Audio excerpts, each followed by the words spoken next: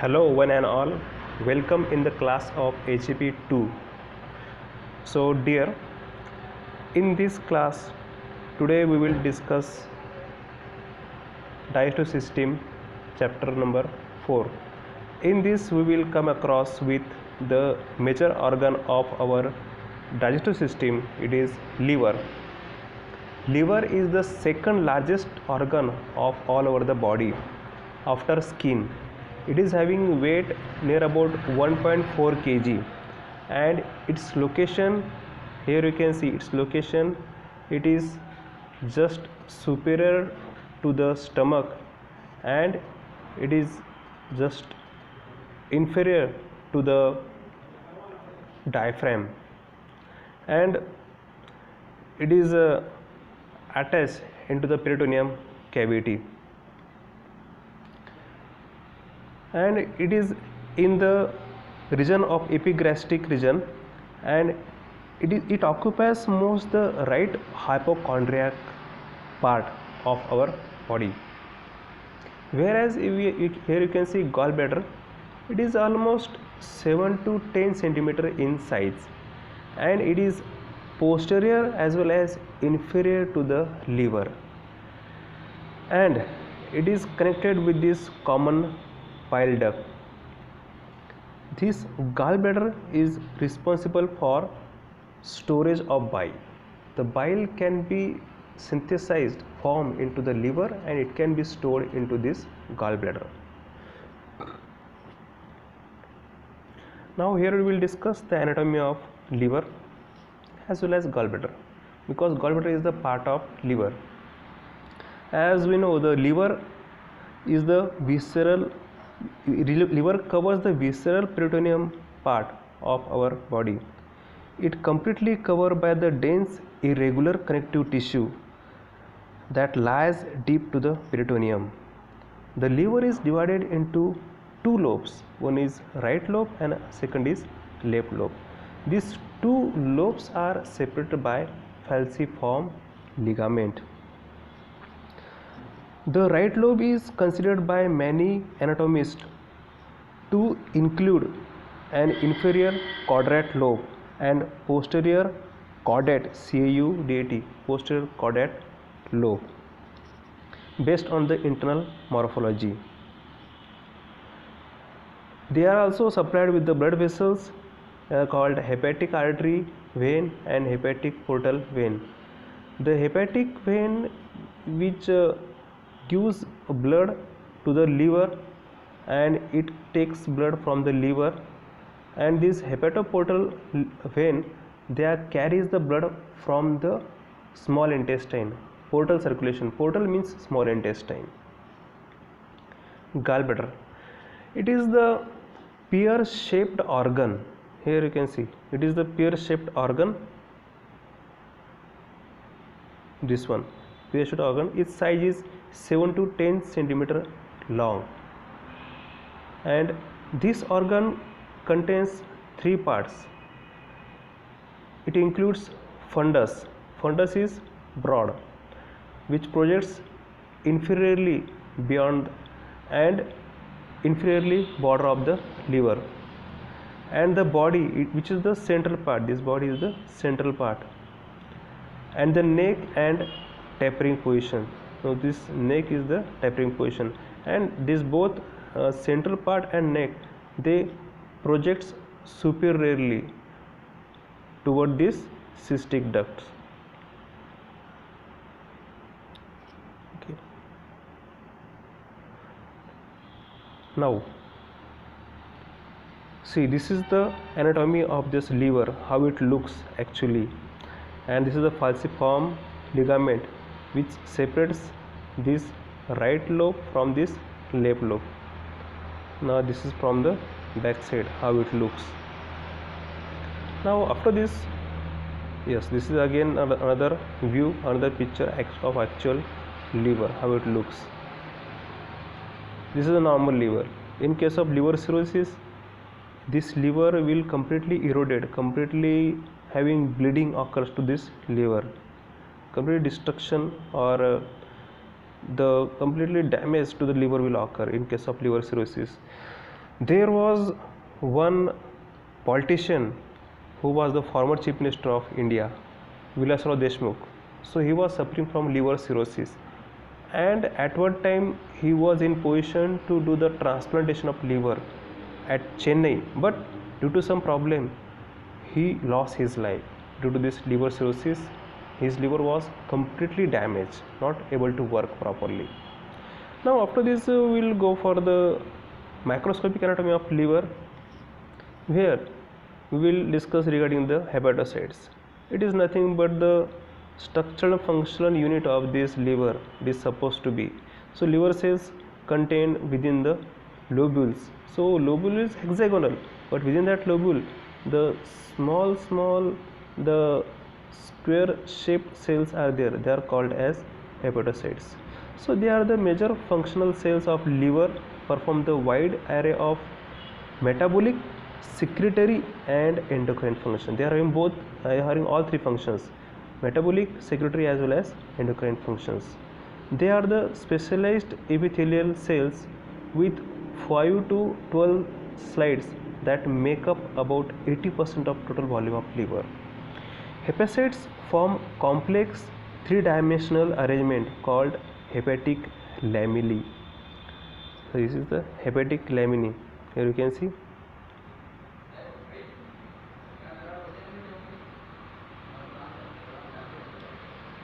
Okay, here hepatic. This portion is called as hepatic lamellae. Here, this hepatic lamellae can be divided by these sinusoids. So this is called hepatic lamellae. This array, this horizontal array between these two laminae, they are called as hepatic laminae. The hepatic laminae are plates of hepatocytes, one cell thick border or either side of endothelial lines. The grooves of cell membrane between neighboring hepatocytes provide spaces for canaliculi. So there is also space for canaliculi. So here the canaliculi can be, yes, this is canaliculi. So actually canaliculi are the cells, they are nothing but ducts, ductules actually. So whatever the bile which has been produced into these hepatocytes, so they can be projected toward this canaliculi, bile canaliculi, and from here they are carrying that bile toward the ductules, and from ductules to the bile duct, after that right bile duct, left bile duct, after into the common bile duct. So in this fashion they are carrying this through canaliculi. Now that also we will see. Yes, bile canaliculi. So what is that?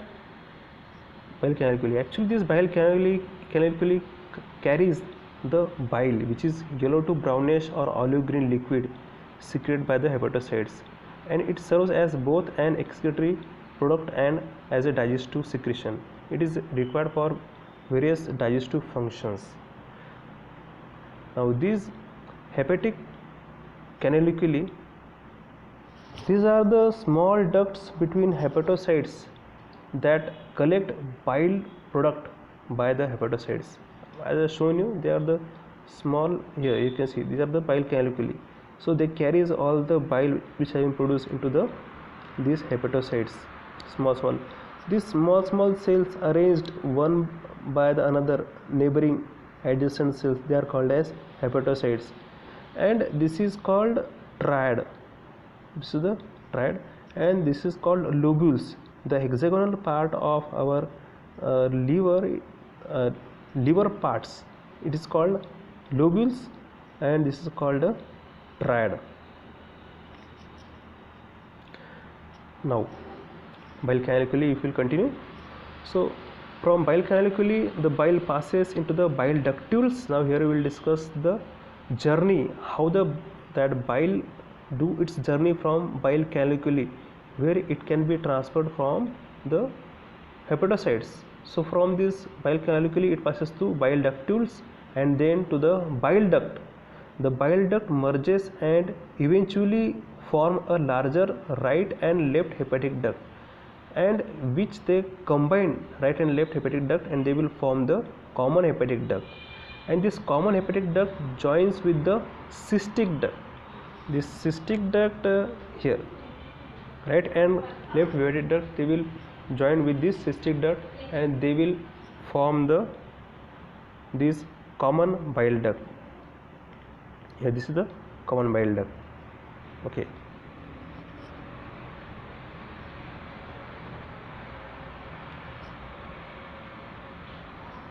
Now after this we will go for the hepatic sinusoids. These are the highly permeable blood capillaries between a row of hepatocytes that receives oxygenated blood for its function, and also it is getting the deoxygenated blood. The oxygenated blood which coming from the artery, and whatever the deoxygenated blood which they are getting from the hepatoportal circulation, especially which is coming from the small intestine, in which the blood contains nutrients. They are rich with the nutrients, and they are also containing electrolytes, they are containing some drugs, they are containing some bacteria as well. So they are carrying that blood, and they are bringing it towards the liver, because liver is the major organ where it do the biotransformation, it do the metabolism, digestion of all the types of food material which can be absorbed from the small intestine, and they are carrying that toward the liver.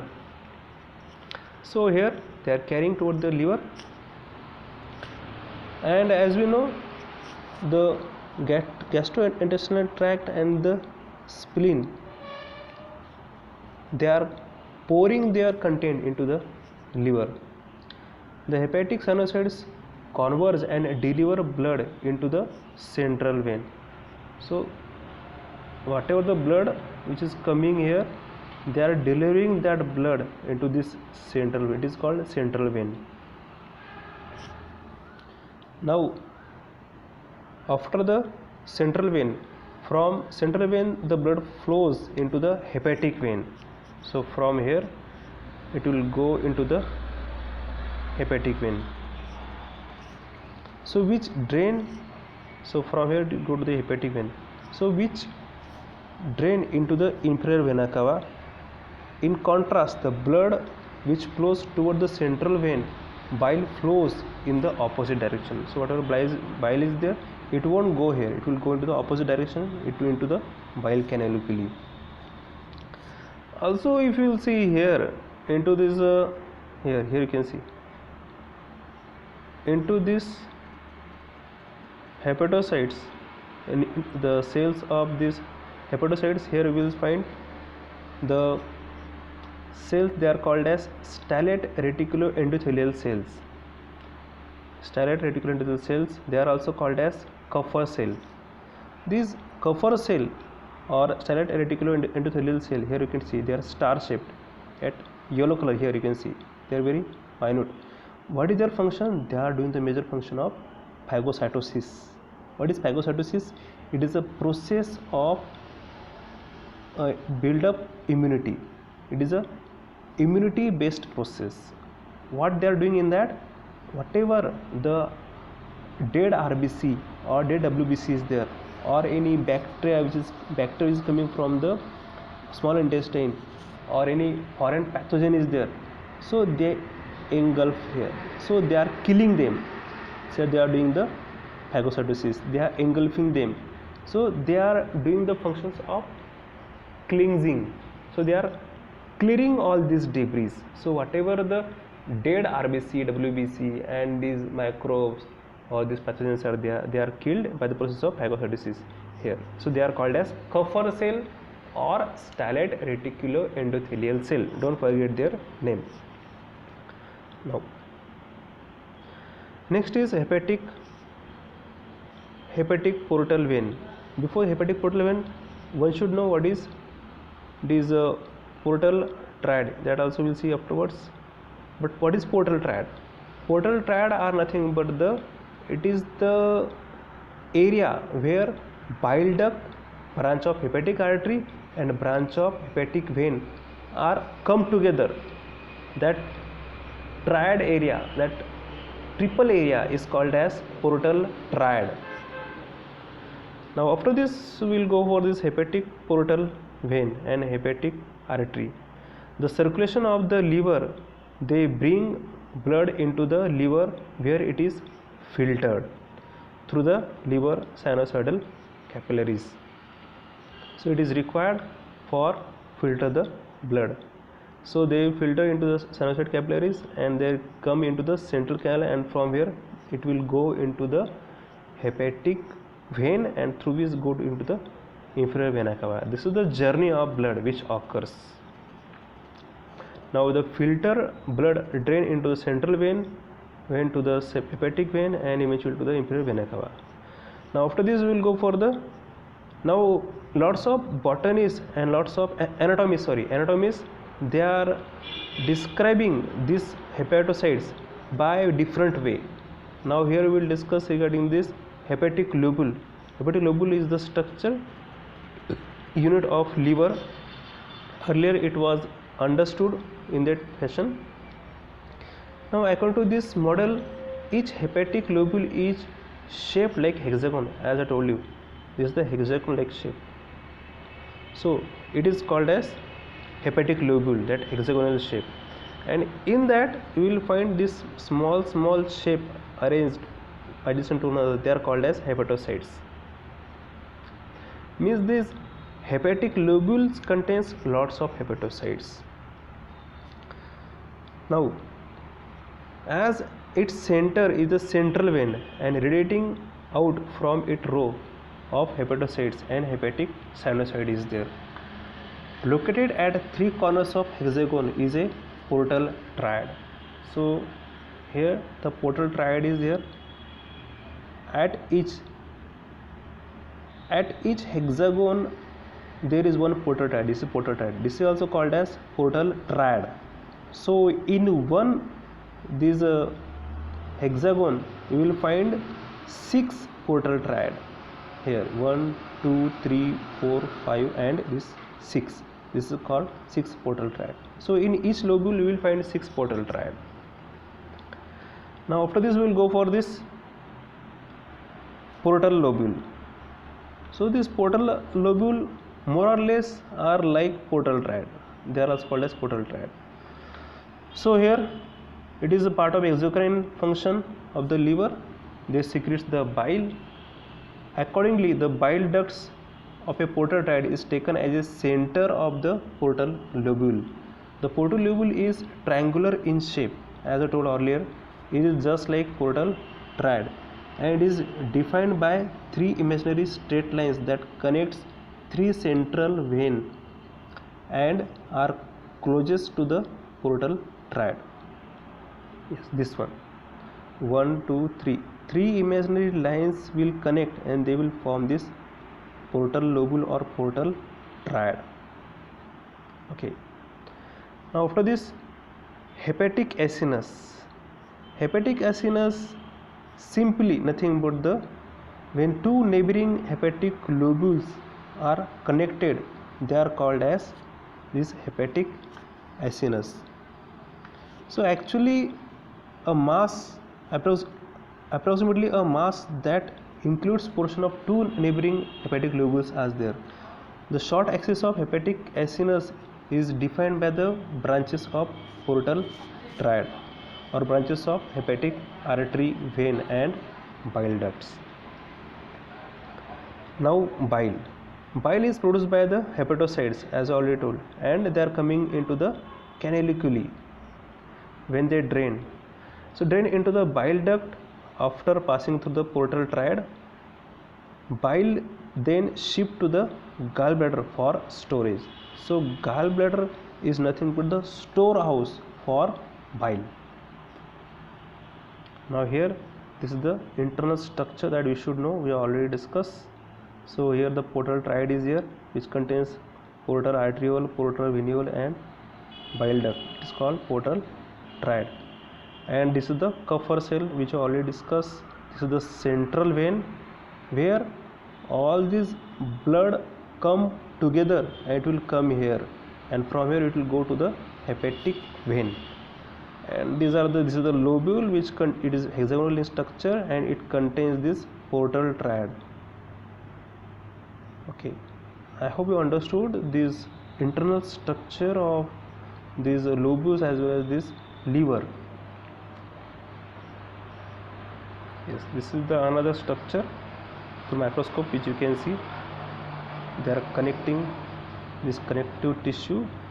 They are nothing but the irregular dense connective tissue which forms these hepatocytes.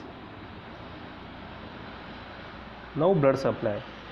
Now this liver, how it get blood supply, that we will discuss here. It receives fresh oxygen blood from the hepatic artery. From the aorta they are having the rich blood supply from this aorta, because the liver is having too much work. It is continuously doing the function of metabolism or biotransformation. It receives deoxygenated blood with nutrients from the small intestine.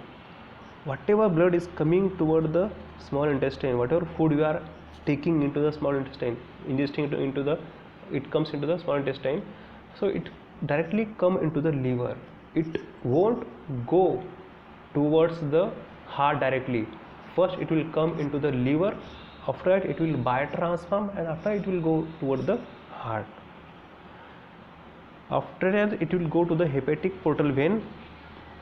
From liver, hepatic vein, inferior vena cava, hepatic portal vein, hepatic artery, bile ducts make the portal triad. So these all portal vein, hepatic artery and bile ducts, it makes the portal triad. Don't forget it. If in your examination question will be asked what is portal triad, you should be able to tell all these three names. Either or any one name is missing and it can be asked in MCQ. Now here,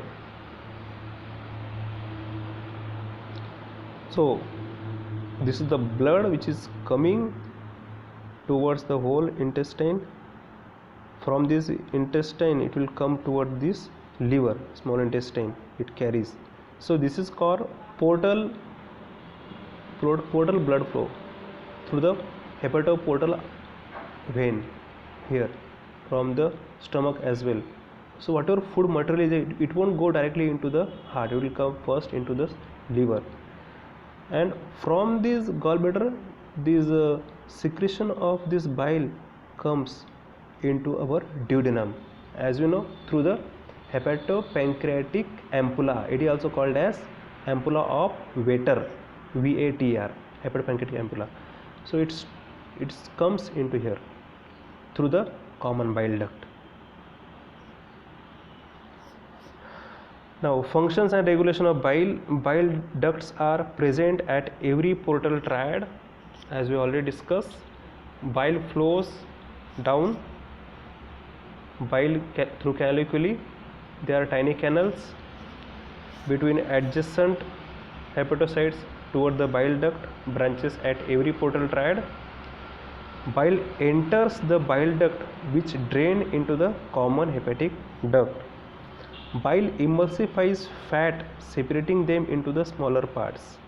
So mostly into the small intestine, the bile emulsifies fats, and also it is responsible for absorption of fat as well, this bile.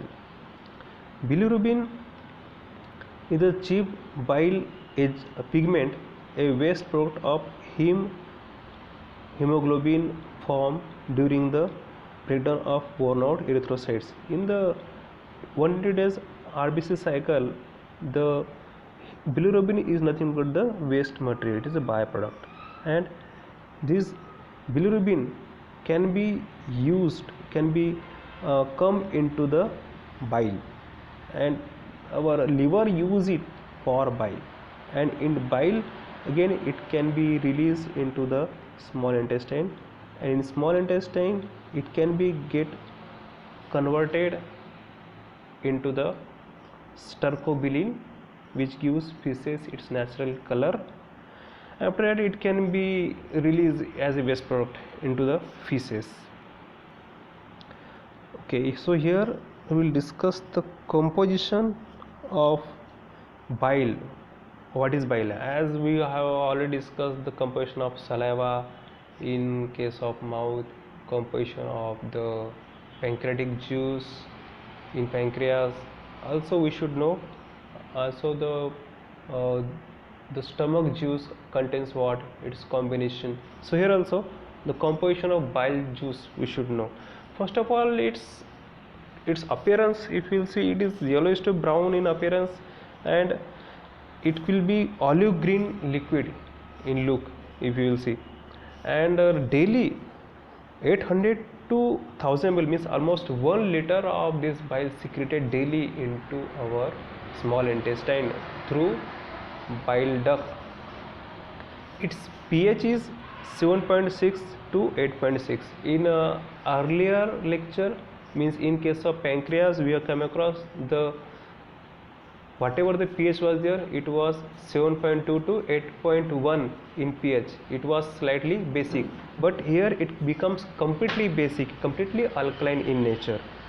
It also contains water, it contains bile salts, it contains cholesterol, it contains phospholipid which is called as lecithin.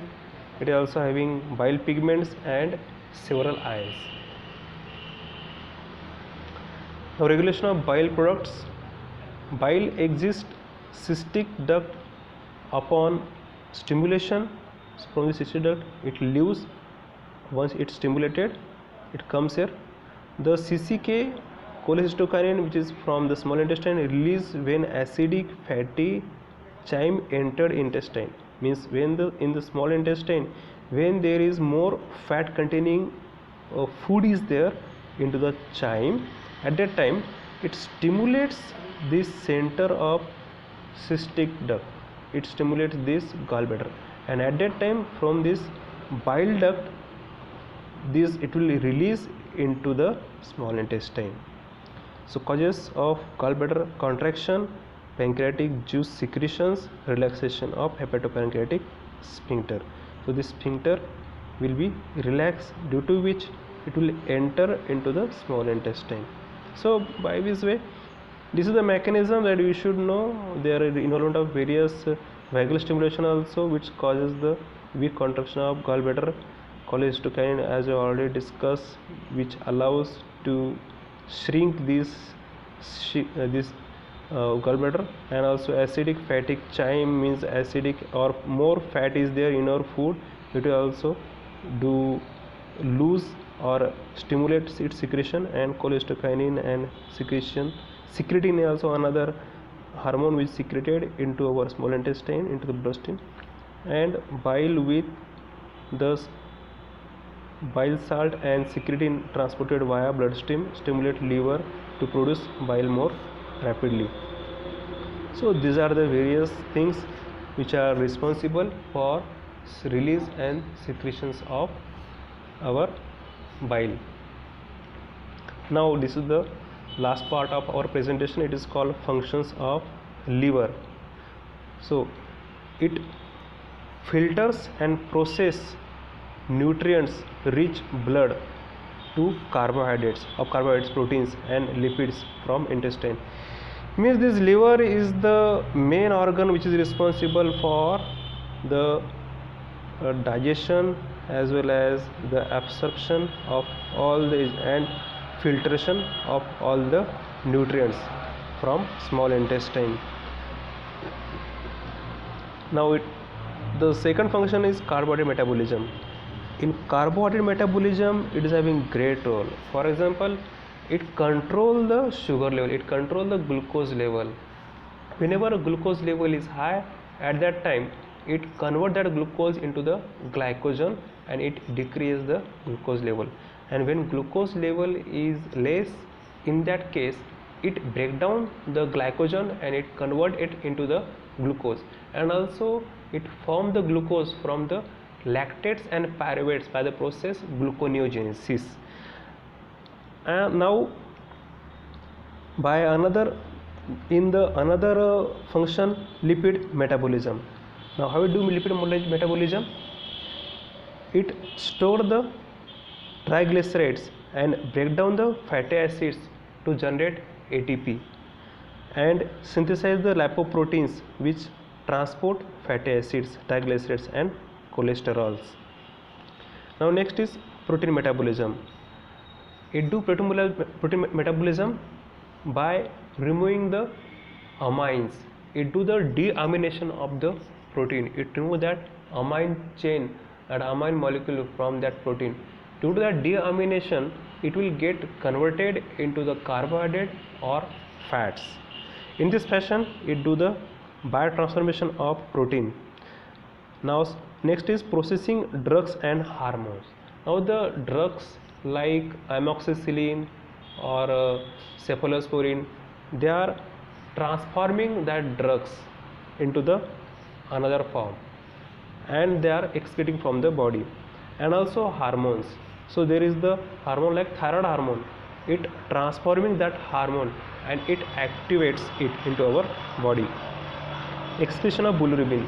So whatever the bilirubin is there, it can be formed into the RBC cycle from the worn out RBC cell, means dead RBC cell whose lifespan has been completed. Into that the heme part has been removed and whatever the part is remained, heme removed, and also the protein, that beta and alpha globin protein part also removed, and the remaining part which is called as biliverdin, green color part, and it can be get converted into the bilirubin into the liver and into our small intestine. That bilirubin can be get converted into the stercobilin and after that it can be excreted into our feces. So in excretion it is having great role. Now synthesis of bile salt.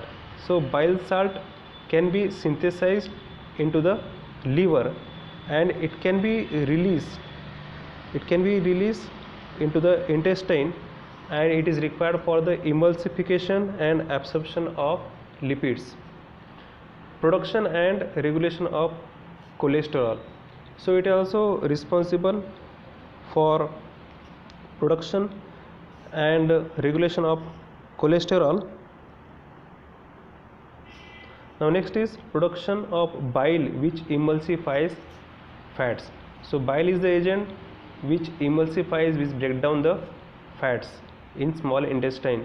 It removes drugs and hormones from circulations.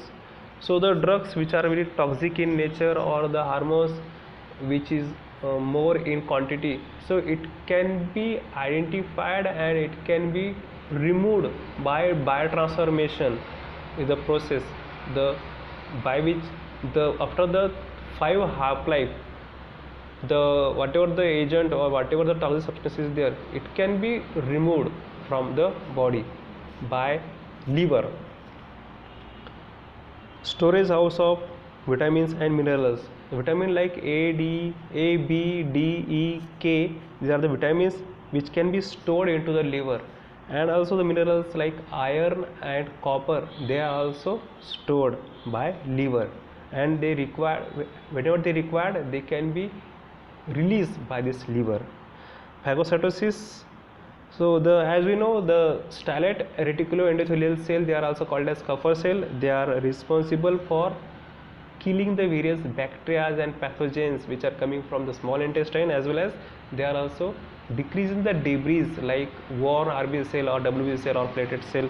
So they are clearing, they are doing clearing part into our liver.